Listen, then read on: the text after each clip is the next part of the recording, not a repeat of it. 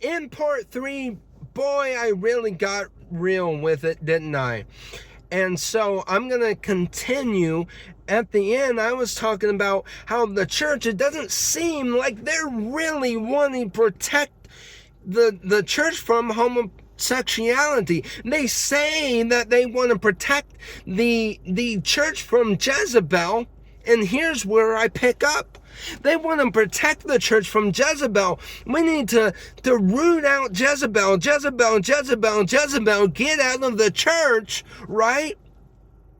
And so they say that men can only prophesy over other men, and how women should only prophesy over other women, and how we shouldn't be going to church to find relationships, right? Oh, how I've heard that over and over and over. But here's one thing that they seem to fail to protect the church from, is the very thing that they're trying to protect the church from.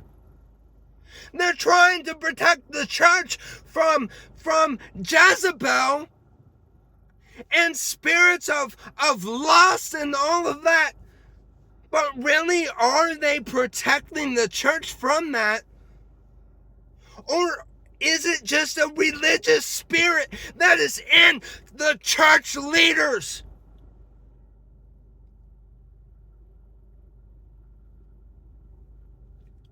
Because how come I notice that there is so much lesbianism or bisexual women inside the church,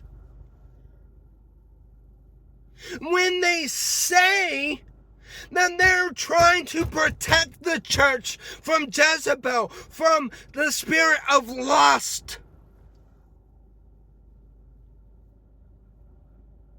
No, they are not. No, they are not. Because it's funny how I have been told these things, but I do not see churches talking about it. I do not see churches preaching against homosexuality. Where are these sermons that teach homosexuality is wrong? Where are the pastors that stand up and yell and scream just like I am, because they are so upset that there is homosexuality in the church, that it chases them out of the church? Where is it? I do not see it. But they want to tell me that we're not supposed to be looking for a relationship, that our eyes are supposed to be fixed on God. That is a half truth. That is not the full truth.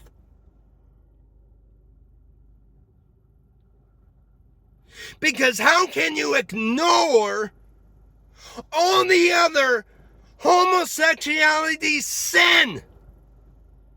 It's hypocritical. Stop telling people, oh, you're not here to get a relationship. You're here to focus on God. No, stop telling people that. If you're not going to address the other sins. And here's the thing. Why would you be telling people that in the first place? Why? Because the last time I checked, you go to the gym to work out, but yet it's funny how people meet people and find relationships at a gym. It's funny how college is built to get a scholarship, right? and how people meet their spouse at a college, even a Christian college. And so, but then it's hilarious that we tell people that Christians should be looking for a David, somebody that knows how to go low, somebody that knows how to worship the Lord and go low. Where can you find those people if you're not finding them at church? Hello? It's pretty hypocritical to me to tell people, oh, we're supposed to focus on God, which that part is true, but then how can you tell them that we're not supposed to meet, or we're not supposed to be looking for a spouse at these Bible classes when, wait a minute, if we're telling people that we're supposed to be looking for a David, somebody that knows how to worship the Lord, somebody that knows how to go low before the Lord and humble themselves, we're supposed to be looking for demon slayers, giant slayers, then it is hypocritical to tell people not to be looking for a relationship inside the church. Now, yes, I will say something else, because